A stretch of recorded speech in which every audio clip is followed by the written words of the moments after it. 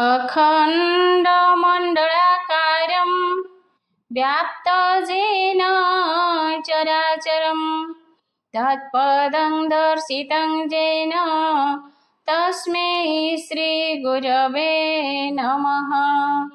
दामोदराय नमः। पंचुकमहात्म्य तृतीय अध्याय श्रीकृष्ण उवाच तृतीय पंचकरवाणी शृण गो सत्यासु लक्षणी शृण गो प्रिय मन देई भक्तिरे शृण मुख होई हेबे गो त्रयोदशी दिन विधिरे करिब पूजन गंध पुष्प नैवेद्य देई अर्घ्य समर्पी भावग्राही पूर्वर इतिहास एहि शुणिण भाव उपजई पूर्वे जे अवंती नगरे विप्रेक थिला जे तहिरे नाम तांकर विष्णुदास सेठारे करिथांती वास ताहार नारी दमयंती अत्यंत सुंदरी युवती से विप्र भिक्षारे निपुण पांच होइले तानंदन अन्न वस्त्र से न पांती भिक्षारे सर्वदा वर्तन्ति ताहांक नाम एबे शुण कवि सूची जे दूत पुण दांत जे हंस ए पंचम एमंते पुत्रंकर नाम पांच भाई दांडे बुलंती समस्ते सुंदर अटंती रूपे सुंदर पंचवीरे मन से कले पढ़िबारे गांधार विद्या शिक्षा कले गायने निपुण होइले वीणा तुम्भु आदि स्वरे गायने निपुणे होइले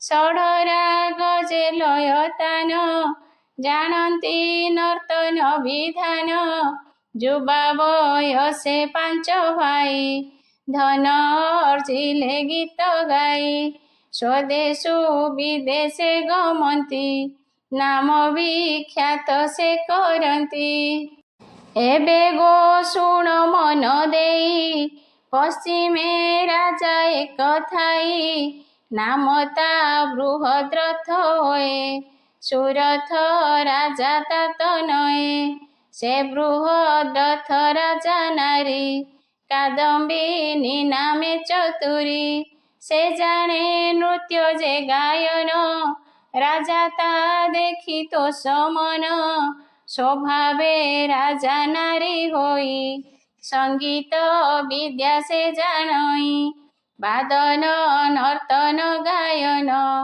तो सहुअंती देखी जन स्वभावे बामा कंठ तार गायन करई मधुर जेणु से राजा नारी हेला विशेष नाम ख्यात हेला ए पंच भ्रात जे शुणिले नृत्य गायन जाने भले लोकंक मुख ताहा शुणी विप्रे भावंती मने गुणी वीणा स्वर कंठ नारीर विशेष गायन मधुर नयने देखिबाकु मन उच्चाट हेले पांच जन 3 मासर बाट दूर करिबा केमंत विचार हेमंत मने विचारिले पांच भाई बाहर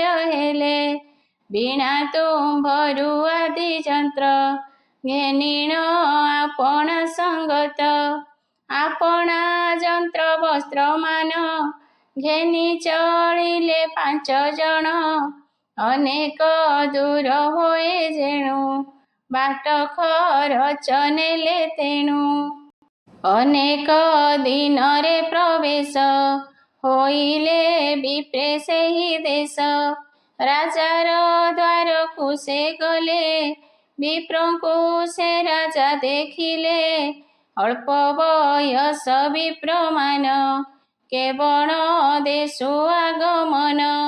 ବିପ୍ରେ କହନ୍ତି ଶୁଣ ରାଏ ଅବନ୍ତୀ ଦେଶେ ଘର ହୋଏ। ସଙ୍ଗୀତ ବିଦ୍ୟା ଆମ୍ଭେ ଜାଣି ଶୁଣିଲୁ ରାଜା ପାଟରାଣୀ। ପଣ୍ଡିତ ସଙ୍ଗୀତ ବିଦ୍ୟାର ତେଣୁ ଅଇଲୁ ଏତେ ଦୂର। ତାହାଙ୍କ ବିଦ୍ୟା ଯେ ଦେଖିବା ଆପଣା ବିଦ୍ୟା ପ୍ରକାଶିବା। ଭାବିଣ ଅଇଲୁ ମନର କି ଆଜ୍ଞା ହେଉଛି ତୁମର। ରାଜା କହନ୍ତି ବିପ୍ରଗଣ ଅନେକ ଦୂରୁ ଆଗମନ। ଅଇଲ ଗୀତ ଶୁଣିବାରେ ବସା କରି ରହ ଗ୍ରାମରେ।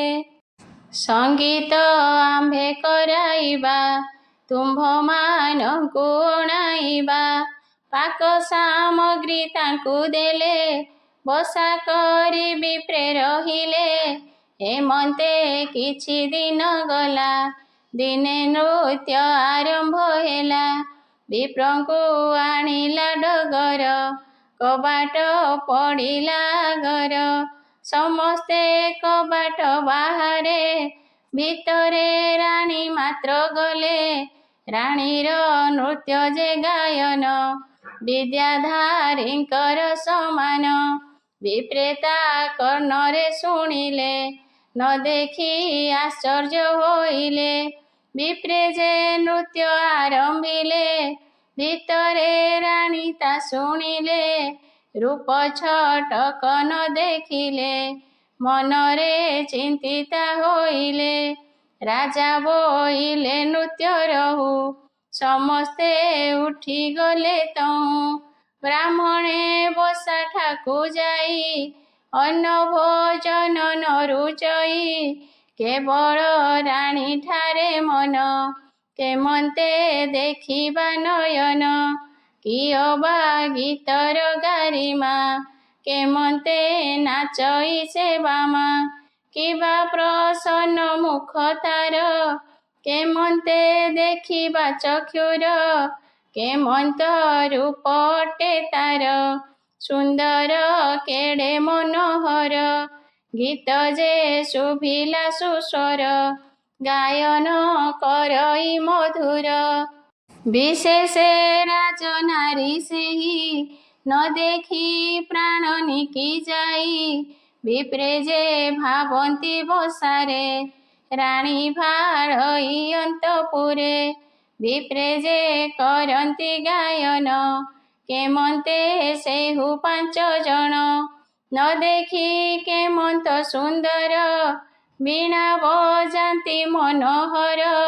ମନ ବ୍ୟାକୁଳ ହେଲା ମୋର କେମନ୍ତେ ଦେଖିବି ଚକ୍ଷୁର। ଅଳ୍ପ ବୟସ ସେ ରସିକ ଦେଖିଲେ ବୁଝିବା ପ୍ରତ୍ୟକ୍ଷ। ଏମନ୍ତ ମନେ ବିଚାରିଲେ ନିଜ ଦାସୀଙ୍କୁ ପଠାଇଲେ। ଦାସୀ କହଇ ବିପ୍ରଗଣ ଶୁଣ ହେ ମୋହର ବଚନ। ତୁମ୍ଭର ଗୀତ ନୃତ୍ୟ ଶୁଣି ମୋହ ହୋଇଲେ ପାଟରାଣୀ। ପ୍ରତ୍ୟକ୍ଷେ ଦେଖିବାକୁ ମନ ତାହା ନ ଜାଣିବେ ରାଜନ। ନୃତ୍ୟ କରିବ ନିର୍ଜନରେ ତହିଁକି ନ ଯିବେ ଯେ ନରେ। ବନ ଗହନ ନଦୀ ପାଖ ଜୀର୍ଣ୍ଣ ମଣ୍ଡପ ଅଛି ଏକ। ସ୍ୱୟମ୍ଭୁ ଲିଙ୍ଗ ତହିଁଛନ୍ତି ସେଠାକୁ ମନୁଷ୍ୟେ ନ ଯାନ୍ତି। କେହି ନ ଜାଣି ନ ଆସିବେ ରାଣୀ ଯେ ସେଠାକୁ ଆସିବେ। ଉଭୟେ ଗାୟନ ହେ ଦେଖ ଦେଖା ତ ହୋଇବ ପ୍ରତ୍ୟକ୍ଷ। ଦାସୀ ବଚନ ଦିଜେ ଶୁଣି ଆନନ୍ଦେ କେ ପାରିବ ଗଣି। ବୋଲନ୍ତି ସତ୍ୟ କହ ତୁମ୍ଭେ ଲୋଚନେ ଦେଖିବୁ କି ଆମ୍ଭେ। ଦାସୀ ବୋଲଇ ସତ୍ୟ ଏହି ଆଜ ରାତ୍ରରେ ଯିବେ ସେହି। ତୁମ୍ଭେ ଯେ ଆଜ ରାତ୍ରେ ଯିବ ସଂକେତ କଥା ନ ଟଳିବ। ଏମନ୍ତ କହି ଦାସୀ ଗଲା, ବିପ୍ରଙ୍କ ବିଚାର ହୋଇଲା। ଏବେ ତ ମନ କଥା ହେଲା, ମୁଁ ଆଗ ଯିବଇଁ ବୋଇଲା। ଏମନ୍ତ ବିବାଦ ସେ କଲେ, ଆଗ ଯିବାକୁ ବିଚାରିଲେ। ପାଞ୍ଚ କନ୍ଦଳ କଲେ ଆସି, ସୁଜ୍ଞାନୀ ବିପ୍ର ଏକ ଆସି। ମିଳିଲେ ବିପ୍ରଙ୍କ ପାଶର, କହନ୍ତି ବଚନ ମଧୁର। ଏଠାରେ ପାଞ୍ଚ ଭାଇ ମିଳି, ବସିଣ କରୁଅଛ କଳି। ସମସ୍ତଙ୍କ ମନେ ବିରସ, କହ ହେ ଏଥିରେ ସନ୍ଦେଶ। ବିପ୍ରଙ୍କୁ ବିଶ୍ୱାସ କରିଣ, କହନ୍ତି ବସି ଜଣେ ଜଣ। ଶୁଣ ହେ ତୁମ୍ଭେ ଦ୍ୱିଜ ବର, କଳି ଯେ ହେଉଛି ଆମ୍ଭର। ଏ ଯେ କାମିନୀ ରାଜନାରୀ, ଗାୟନ ଶୁଣିଲା ଆମ୍ବରୀ। ଆମ୍ଭଙ୍କୁ ଡାକେ ଦେଖିବାରେ, ତେଣୁ ଦ୍ୱନ୍ଦ ହୋଏ ଆମ୍ଭରେ। ସମସ୍ତେ ଆଗ ଯିବା ମନ, କହ ହେ ଏଥିରେ ବିଧାନ। ବିପ୍ର କହନ୍ତି ଦ୍ୱିଜ ସୁତେ, ବାଇ ହୋଇଲ ତୁମ୍ଭେ ଏତେ। ଯେ ଜନ ପର ସ୍ତ୍ରୀ ହରନ୍ତି, ସେମାନେ ନରକେ ପଡ଼ନ୍ତି। ବିଶେଷେ ରାଜନାରୀ ସେଇ, ତାଠାକୁ ଯିବା ନ ଯୋଗାଇ। ପାପ ହେବ ତହିଁ ଅବଶ୍ୟ, ଉଭୟ ଲୋକେ ଅପଯଶ। ଅଜ୍ଞାନେ ଯେବେ ତୁମ୍ଭେ ଯିବ, ପଛେ ପାଇବ ପରାଭବ। ଶୁଣିଲେ ବ୍ରାହ୍ମଣ ବଚନ, ରାଣୀର ଠାରେ ଅଛି ମନ। ଭୋଜନ ନିଦ୍ରା ସେ ତେଜିଲେ, ସେ ରାଣୀ ଠାରେ ମନ ଦେଲେ। ଦଇବେ କାର୍ତ୍ତିକ ମାସରେ, ପଞ୍ଚକ ହୋଇଛି ତହିଁରେ। ସେଦିନ ଏକାଦଶୀ ହୋଏ, ଜ୍ୟେଷ୍ଠ ଯେ କବି ତହୁଁ ଯାଏ। କବି ଚଳଇ ରାତ୍ର କାଳେ, ସଙ୍କେତ ସ୍ଥାନେ ସେ ଦେଉଳେ। ସେ ଦେବ ଗୃହେ ଋଷି ଏକ, ରତଧାମ ନାମ ତାହାଙ୍କ। ନିର୍ଜନ ସ୍ଥାନ ଦେବାଳୟେ, ସେଠାରେ ତାଙ୍କ ବ୍ରତ ହୁଏ।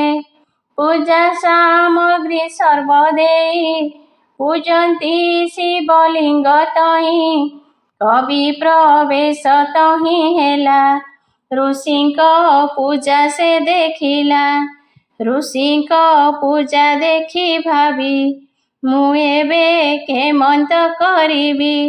ଋଷି ବାକି କହିବେ ମୋତେ, ଦେବତା ପୂଜିବି ଯୁଗତେ। ଏମନ୍ତ ମନେ ବିଚାରିଲା, ବନରୁ ପୁଷ୍ପ ସେ ଆଣିଲା। ଋଷି ବିପ୍ର ଯେ ଏକ ମେଳେ, ଦୁହେଁ ଶିବଙ୍କୁ ପୂଜା କଲେ। ରାତ୍ର ଯେ ହୋଇଲା ବହୁତ, ରାଣୀ ହୋଇଲା ଉପଗତ। ସେ ରାଣୀ ଦାସୀ ଦୁଇ ଆସି, ମଣ୍ଡପେ ଦେଖିଲେ ସେ ଋଷି। ବୁଦ୍ଧି ନ ସ୍ଫୁରିଲା ତାଙ୍କର, ବୀଣା ଯେ ଥିଲା ଦାସୀକର। ଦେବତା ଋଷିଙ୍କୁ ନମିଲେ, ସଙ୍ଗୀତ ବିଦ୍ୟା ଆରମ୍ଭିଲେ। ସୁସ୍ୱରେ ରାଣୀ ଗୀତ ଗାଇ, ରୂପେ କି ଅପସରା ସେହି। କବି ଋଷି ଯେ ତାହା ଦେଖି, ମୋହିତ ହେଲେ ବୁଜି ଆଖି। ବ୍ରାହ୍ମଣ ପୁଣି ଗୀତ ଗାଇ, ଋଷି ସହିତେ ତା ଶୁଣଇ। ଆପଣା ଗୁଣ ଥିଲା ଯାହା, ପ୍ରକାଶ କରେ କବି ତାହା। ହେମନ୍ତେ ରାତ୍ର ହେଲା ଶେଷ, ଋଷି ଗୋମୂତ୍ର କଲେ ଗ୍ରାସ।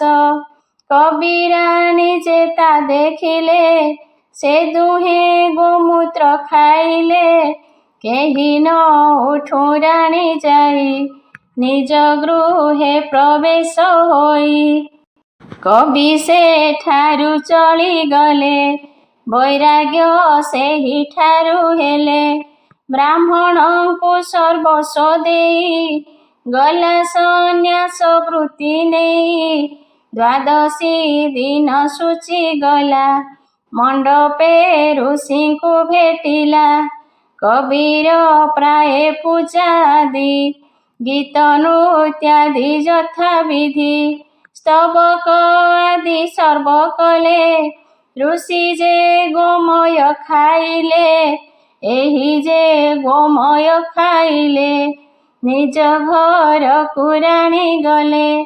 शुचि सकळे बसासी सर्वस्व देईण सन्यासी। गले से देशांतर होई त्रयोदशी जे दृढ़ जाई। ऋषि को प्रणाम से कले शिव को पूजा आरंभिले। नृत्य करिण गीत गाई तिनि जणे जे दुग्ध खाई। केही काहाकु न कहिले दुई जण सेठारे थिले। राणी चलिला निज घर बसाकु आगम दृढ़र। सर्वस्व ब्राह्मण को देला सेहि सन्यासी होई गला। चतुर्दशी रे दांत गले मंडपे ऋषि को देखिले। पूजादि कले ऋषि संग राणी जे कले नृत्य रंग। दांत जे तही गीत गाई शेष रे ऋषि दधि खाई। दधि भखिले राणी दांत गृह को गले से तदंत। दांत सर्वस्व दान देले सन्यास होई तीर्थे गले। पूर्णमी दिन हेला शेष शिव मंडपे गला हंस। देखिला ऋषि पूजन निज जे कला आयोजन। ऋषिर संगे पूजा कले राणी जे आगमन कले। कले जे नृत्य रंगमान देखिण संतोष ब्राह्मण। आपणे नृत्य रंग कले समस्ते घृत से खाइले। राणी जे निज गृहे गला से दिन उद्यापन हेला। ऋषि जे उद्यापन कले संगरे हंस विप्र थिले। श्राद्ध जे अगस्ती मुनिर सकाळु गले मुनिवर। हंस जे सर्वविधि करी आपणा बसाकु से चढ़ी। सर्वस्व ब्राह्मण को देले सन्यासी रूपे तीर्थे गले। ए रूपे पांच भाई गले राणी निज गृहे रहिले। निज आश्रमे ऋषि जाई एबे गो शुण मन देई। किछि जे दिनर अंतरे पंच विप्रमले तीर्थरे। पंचक व्रतर पुण्यरे पांचे जन्मिले पंडु घरे। तहिर हंस नाम जार से हेले राजा युधिष्ठिर। जे दृढ़ सेहि वृकोदर अर्जुन शुचि विप्रवर। दांत कवि जेबे निभाई नकुल सहदेव सेहि। पांच पांडवे पांच भाई व्रत प्रसादु हेले सेहि।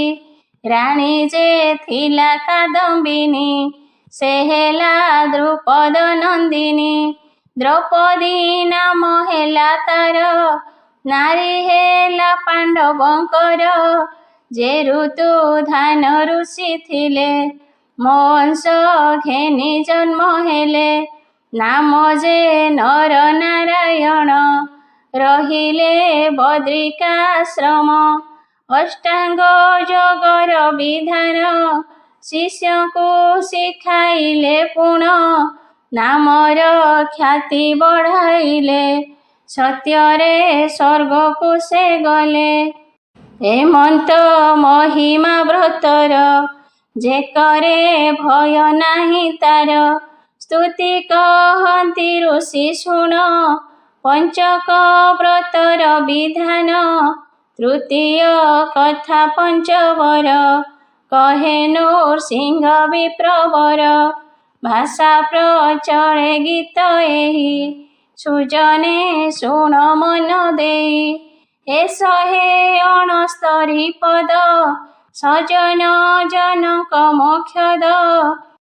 ଇତି ଶ୍ରୀ ପଦ୍ମପୁରାଣେ ପୂର୍ବଖଣ୍ଡେ ଶ୍ରୀକୃଷ୍ଣ ସତ୍ୟଭାମା ସମ୍ବାଦେ ପଞ୍ଚପାଣ୍ଡବ ଜନ୍ମ ପ୍ରସ୍ତାବେ ପଞ୍ଚକ ବ୍ରତ ତୃତୀୟ କଥନେ ନାମ ତୃତୀୟ ଅଧ୍ୟାୟ।